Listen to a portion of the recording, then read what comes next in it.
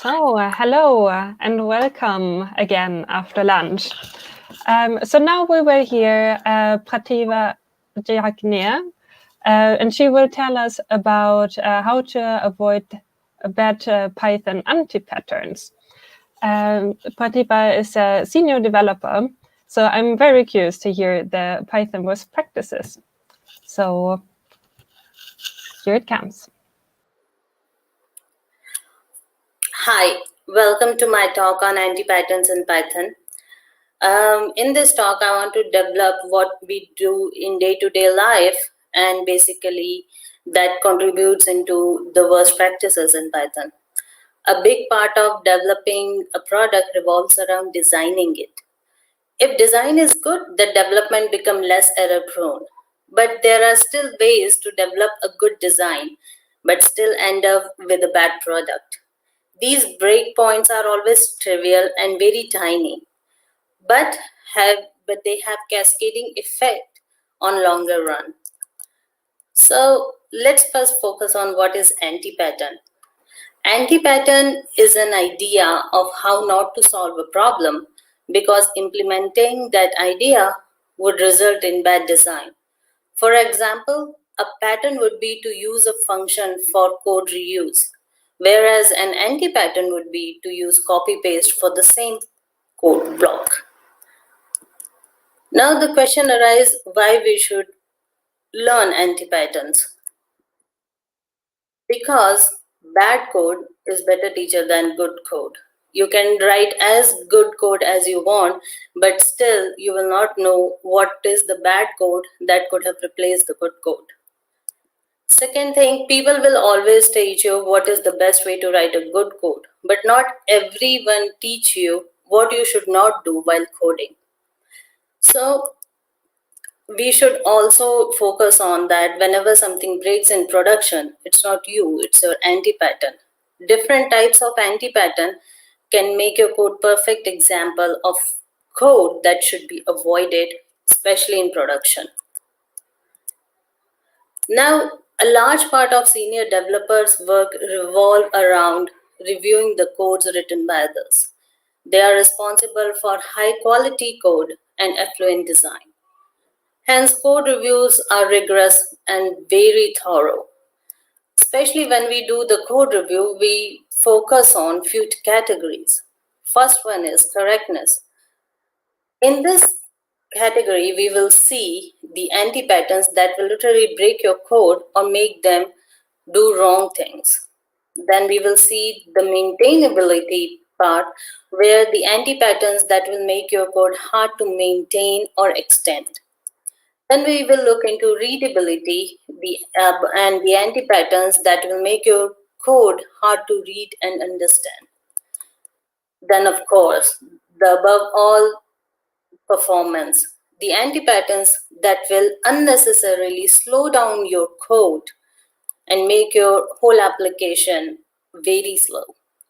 So let's start with the first one, correctness. We will focus on first correctness anti-patterns that will be using the else clause on loop without a break statement. Now have a look at this code block. In this, even the else clause of a loop is executed when the loop sequence is empty. When a loop specifies no break statement, the else clause will always get executed because the loop sequence will eventually always become empty. Sometimes this is intended behavior, in which case you can ignore this error. But most of the time, this is not the intended behavior, and we should therefore review the code in question. Secondly, not using the setDefault to initialize a dictionary. Let's see our day-to-day type of initializing a dictionary. This is very common. We see if an item exists in a dictionary or not, and then we go ahead and add that item if it doesn't. So if you look at this code pattern, you will realize that it is very common to see a code check for the existence of a key and then create the key if it doesn't exist. Although there is nothing wrong with doing this, The exact same idea can be accomplished more concisely by using the built-in dictionary function called setDefault. Using this, it is more readable and it will make your code make your code look more easy to understand because you know what you are doing, and this is a built-in function of dictionary, so it will have more impact and less error prone. Next, in correctness, we will see not using get to return the default value from dictionary. When we look into a dictionary and see if we want to retrieve a key, we first see if that key exists or not. But if it doesn't, we don't know what to do. So let me put it in a different way.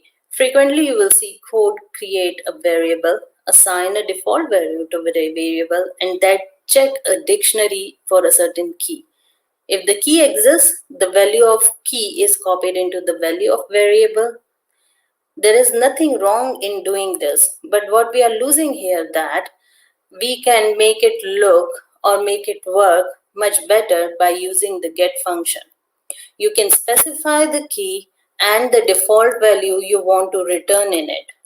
So in this case, you can either return whatever the key message contain or just return null.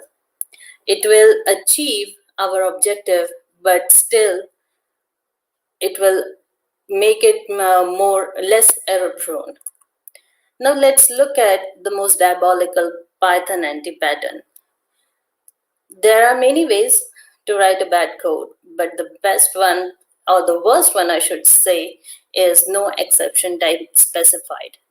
If you look at this code, you will see there is no error. It is doing what it should. Either it is returning the result, and if there is any exception, it is returning the none. It's a simple divide function just that divides the input argument a by b. Now this is valid and ensure that function always return a result. However, by securing your code with the try clause, you might hide actual programming error. Example, that you pass a string or an object to b instead of a number. By not specifying an exception type, you not only hide these errors, but you also lose information about the error list itself. Now at this point, let's take a step back and think why we do these things.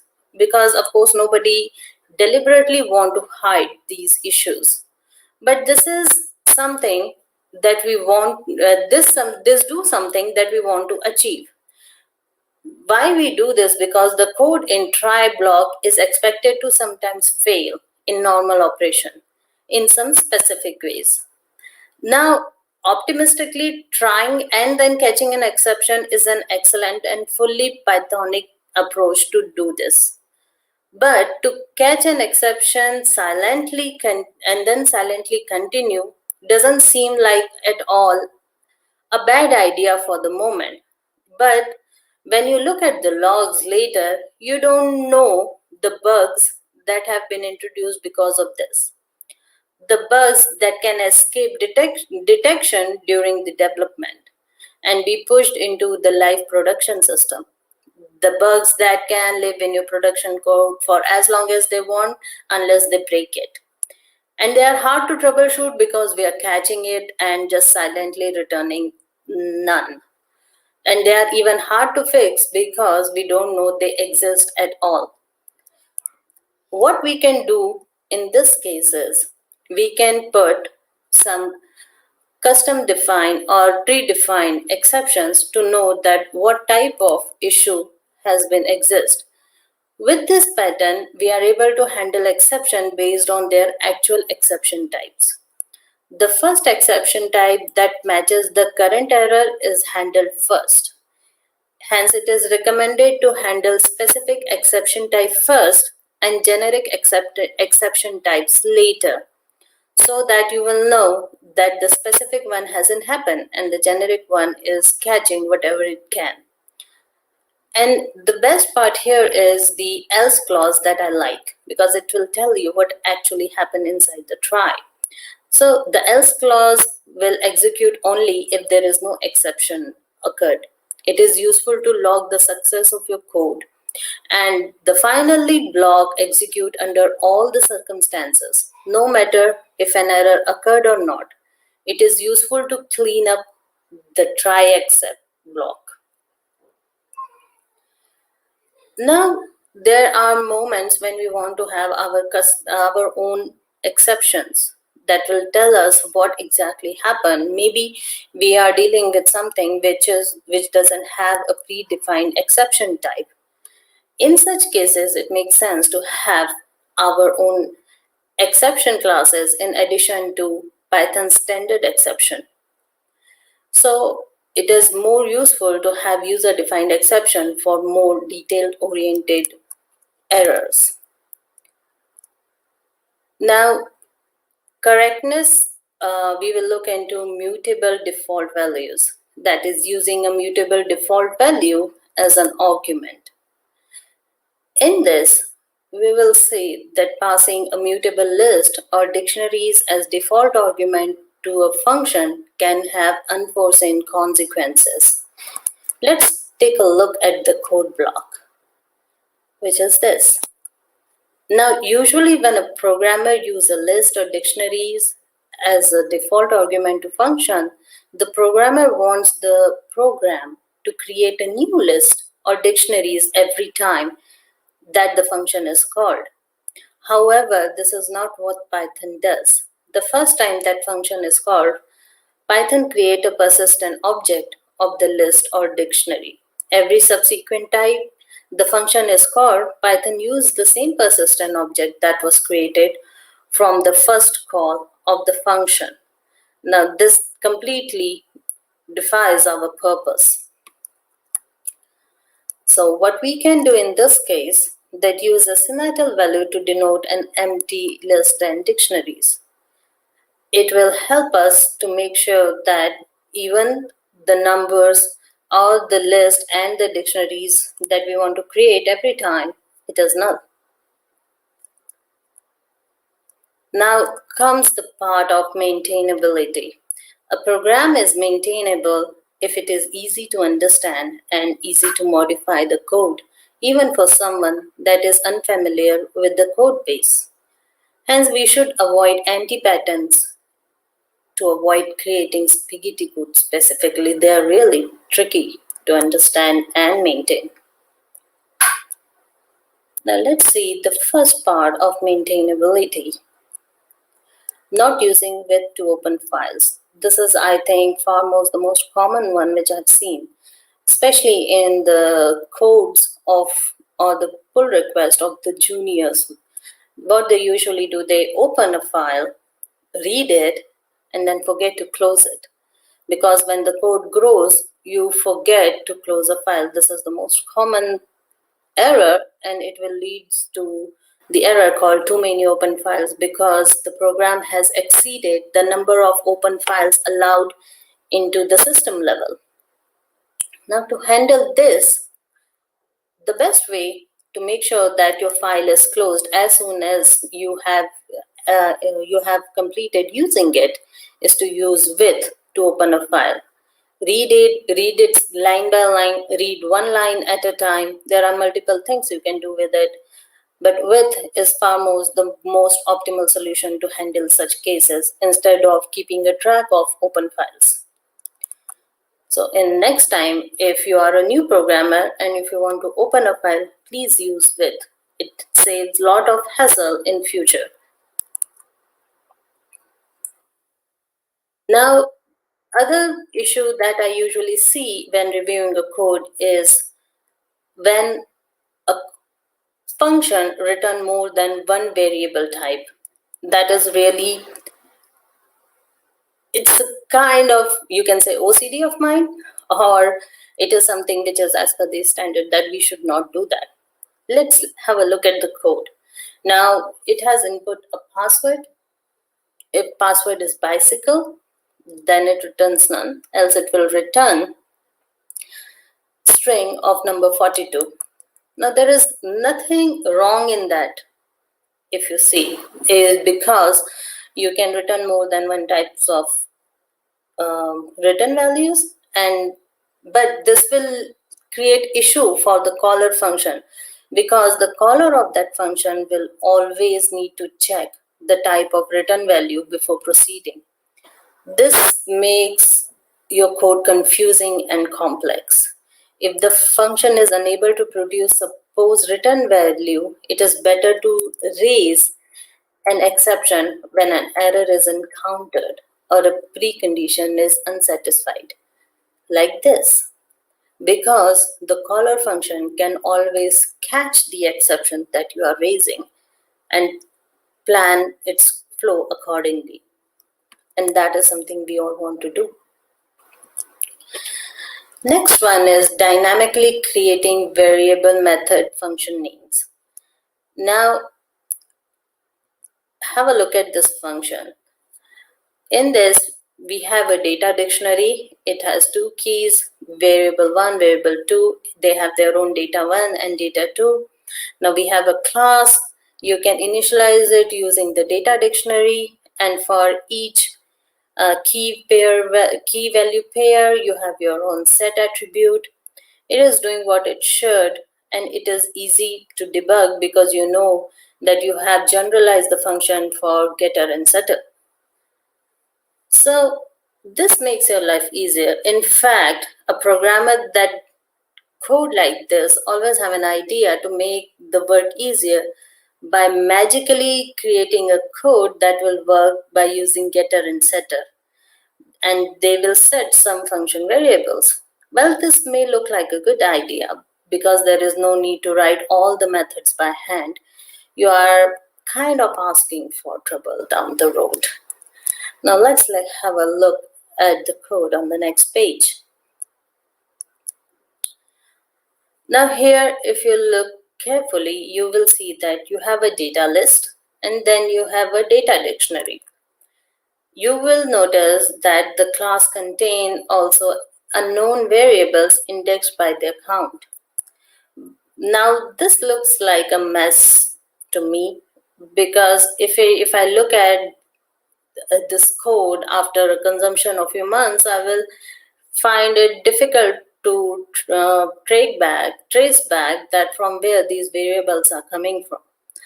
While the approach in the example may be easier to write, it is the worst to maintain later. We should always try to find another way to solve this problem. Like, you can use a function to pass the incoming data, or use the data list dictionary itself without the class. This is, however, depend upon the task in your hand. If you can use the actual variable directly, it will be great, because this is what we all want, and that will be less error prone. But again, if your code require it to be inside a class, go and call the data dictionary and data list directly. Okay, let's have a look at the next antipattern, and that is readability. Now, readability is a very nasty antipattern, because this is my approach, I would say, I always prioritize writing clean and readable code that works first, using known and tested algorithms and tools. Because if it is not readable or clean, maybe after 6 months, I myself will not be able to understand what I have written. So make sure that you are writing the code just to your own good sake. Now let's look at the readability antipatterns. Now, not using the dictionary keys when formatting the string. This is a very tricky one because not many people know this, and this is very handy. Many times we have a dictionary, and when we are returning a response, we have to extract the keys from that dictionary and assign that value into the string like this, and then send that string to the end user. Now, Currently, we only have 2 values here, but let's assume that you have 10 values or 15 values or 15 keys in the dictionary. If even a slightest difference in the placeholder number, that is 0 and 1, make your code kind of funny for end user, and they may raise the issue that your code is returning a string which is not proofread. So what is the best for us is that use the key name directly to assign its value in the string. It saves us a lot of hassle and lot of going back and forth on what it will actually print when we give it different kinds of values. And it makes your code more readable because people know that what you are trying to achieve with this code. Readability, anti-EAFP coding style. Yep. The Python community use an EAFP coding style that is easier to ask for forgiveness than permission. This coding style assumes that the needed file or variable already exists. If there is any error, any issue, we will catch them as an exception. This results in a generally clean and concise style containing a lot of try except statements. For example, instead of checking if a file exists or not and then performing action on that, what we can do, we can directly try to perform the action and then catch an exception. If the file doesn't exist, we will get the error. This is more cleaner because we know where the actual issue exists. The next one is not using zip to iterate over a pair of lists. This is very handy approach, believe me. And it is also stated in PEP 20 that there should be one and preferably only one obvious way to do it. So the preferred way to iterate through a pair of lists is to declare 2 variables in a loop expression and then call zip on it.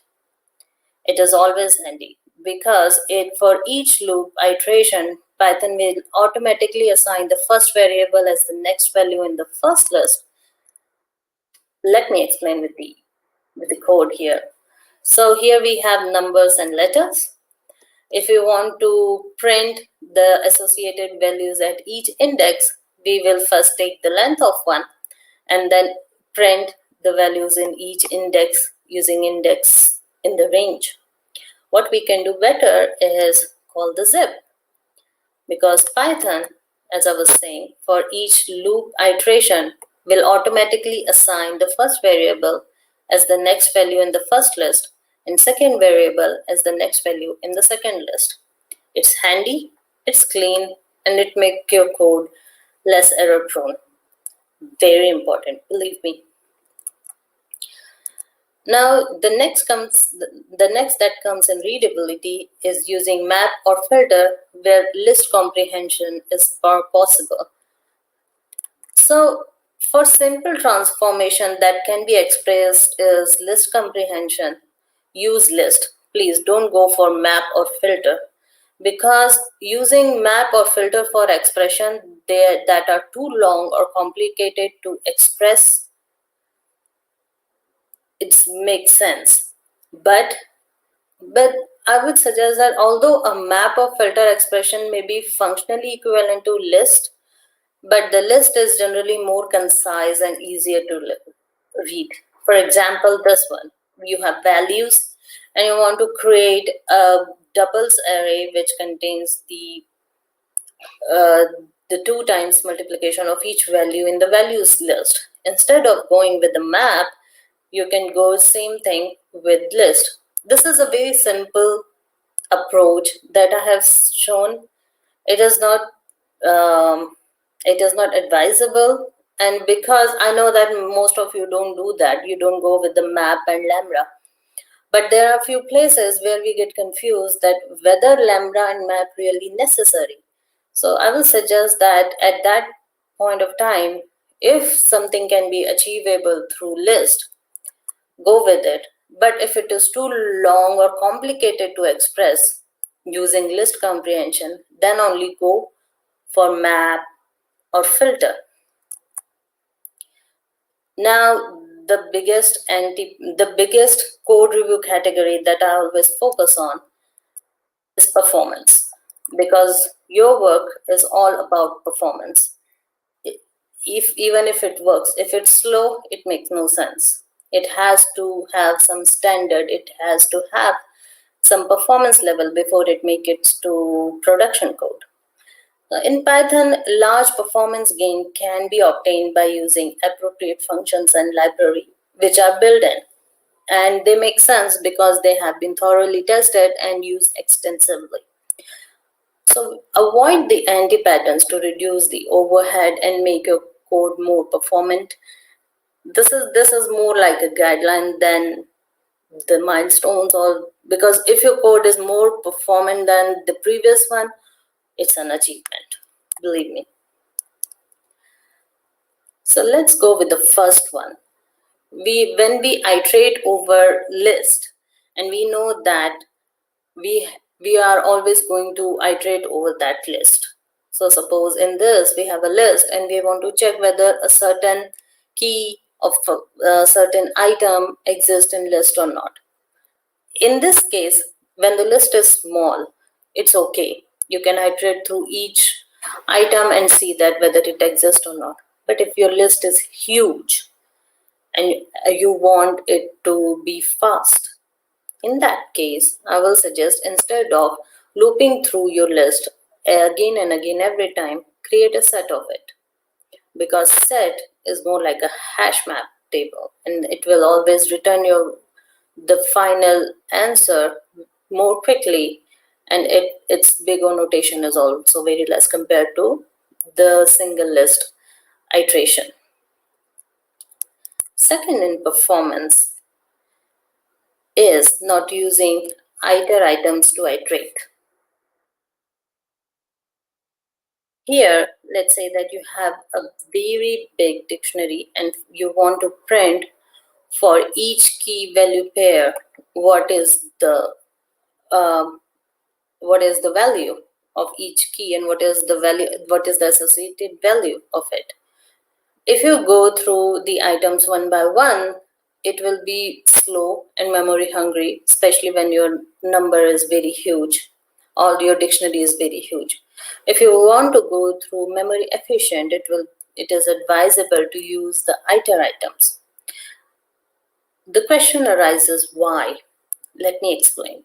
The first code defines one large dictionary and then generates large amount of data. And when using items method, the iteration needs to be completed and stored in memory before for loop can begin iterating.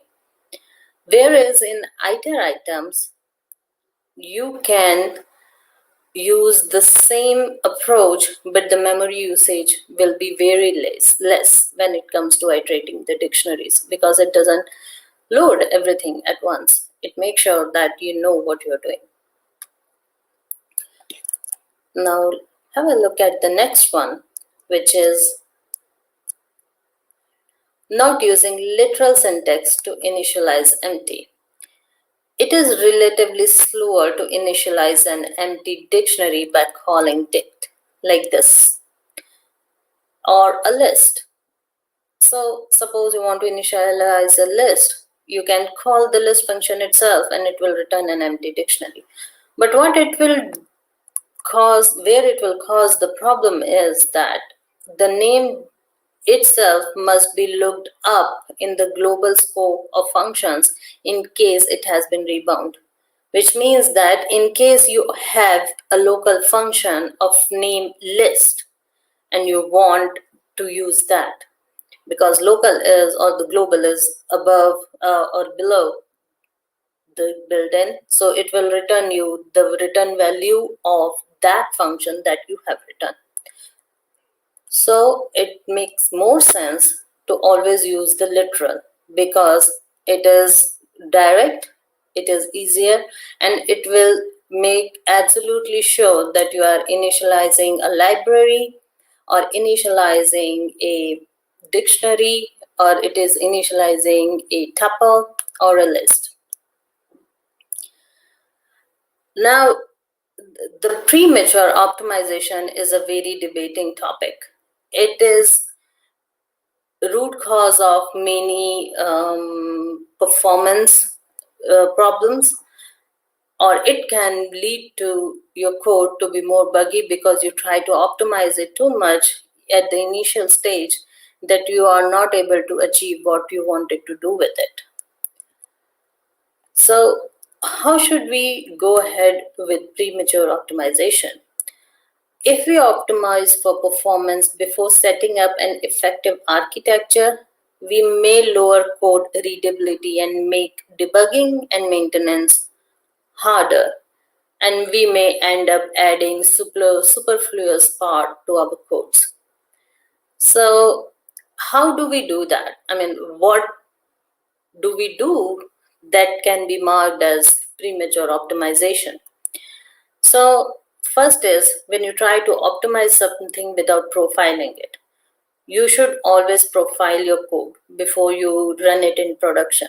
You should know which part of your code is the bottleneck. There are always part of the codes which contributes to the slowest moment of the response. You should be able to know using the Python inbuilt profiler, or you want to do it using your own scanning of dates, timestamps, whichever way, profile it and try to figure out which part actually needs to be optimized. You may end up optimizing the other part, and which may still, when the response time is still high. So in that case, whenever you write a code, optimize it to a certain level and then profile it and see if it is returning the correct value within the considerable amount of time.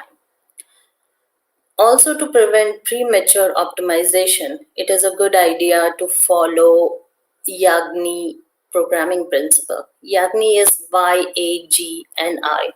That is, you are not gonna get it. What basically it advises is always implement things when you actually need them, never when you just foresee them that you need them.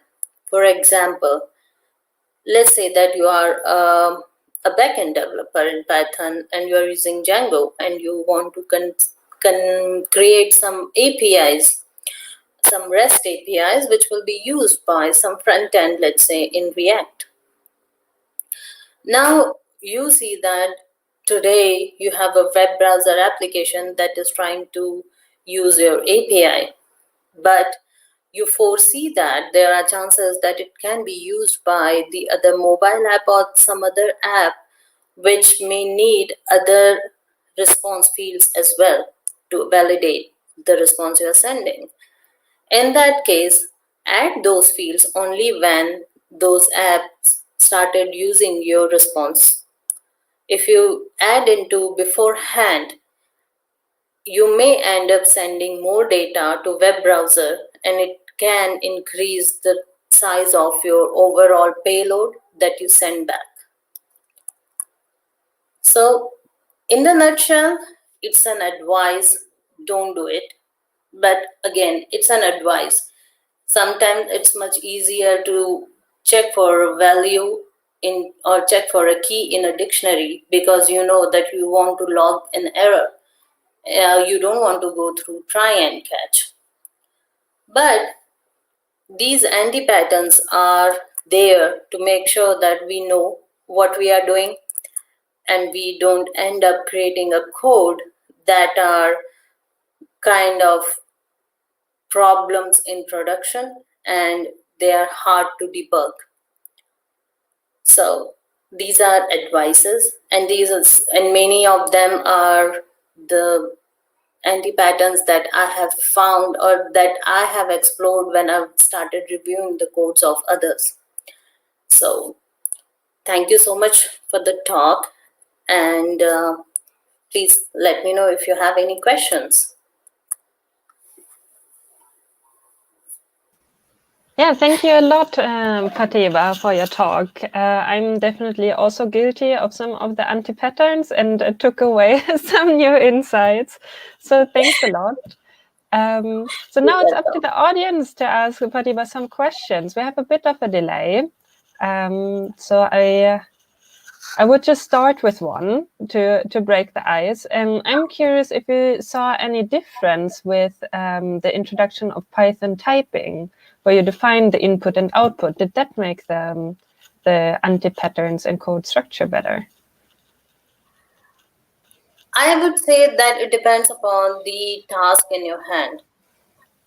It's always better to use what is provided by Python in latest. But if you're still stuck with the old code base, I will suggest that first follow what is there in the existing flow. And once all of your code base have started using the new one, the new approach that is provided by Python, then you change that module of yours to use the data type that you have mentioned. Like I'm working with I've worked with three different types of clients. One who is still till date stuck with 2.7 because they can't just let it go. So we cannot go ahead and make a code change where it is, which is compatible with Python 3 and Python 2 both, because there are a few things which were very good in Python 2.7. And if you try to optimize the code according to, Python 3 and Python 2 both, it will lead to, slowness. So we have to adhere to what Python 2.7 is providing or offering. And when they move to Python 3, then it makes sense. So obviously, the new things that Python provides you or offers you, it's better to use them. But if you are stuck with the code base, it's better to see the approach in that particular Python version. Thank you. We also got the question if the slides will be available from your presentation.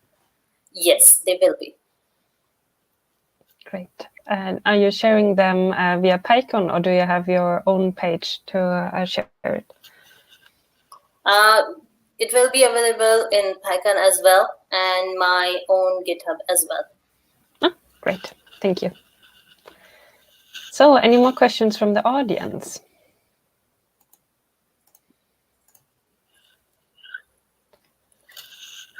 One question that I usually get was, because this talk I have shared with my friend when I was rehearsing for this talk. So they are Python developers and most of them are in gaming, and they were like, do these anti-patterns really matter if your code works? Okay. Okay, so my only answer to them is that they don't matter right now to you, but if tomorrow something goes wrong in production, it's not you, it's your anti-pattern. Yeah, that's a good point. Yeah, I had one more question actually. How do you start to look out for anti-patterns? Like, do you have a checklist and then you go through one by one?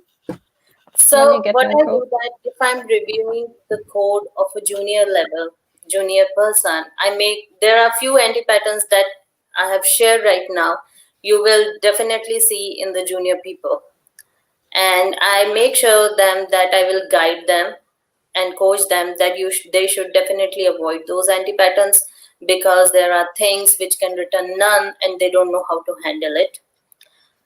There are few anti-patterns in this one which are completely necessary for me. One of them is profiling the code. There should not be any premature optimization, because for me performance is uttermost important thing. So not all of them, I know that you cannot follow all of them. If you have a dictionary of 3 keys only, it makes sense to just use O1 or 0, 1 and 2 when you are passing them in a string. It's fine with you. But if you have a mismatch in that, it makes sense to use, just the key name itself. So again, I think all the anti-patterns depends upon the task in hand. Some of them, if you notice that they are really important, if you're a senior person, Christine, you must have noticed many anti-patterns in the code. If you can avoid them, it's good. But if you run into any issue, if there is any bug, we always suggest start looking into anti-pattern. Start looking into the place where you have not put try and accept. Start looking into the place where you have not explicitly mentioned the error you are trying to catch, because you don't know, it may lead you to the actual bug. So first write the code that works, then improve on it. And in Python, this is my personal feeling, there is no end of improvement. You can improve it all as you want. Yes. We got one question from Fredrik. You mentioned junior mistakes at some point. Do you see a pattern in what anti-patterns are misused depending on the background? I'm coming from Java, for example. Okay, so if you're coming from Java, I've noticed that people who come from Java to Python, Java have a very specific way of writing class where you have getter and setter. I will suggest try to avoid them, because it's Python, we don't do that here. So getter and setter is something I think which people should avoid. It will help you in saving a lot of hassle in Python. Thank you. So I think that was it. Thank you a lot for your presentation. I really enjoy it. I hope the rest of the PyCon watchers as well. Then have a nice PyCon and see you soon, hopefully. And take care. Thank you, Christine. It was lovely talking to you all, people. Thank you for coming to this talk. Have a great day.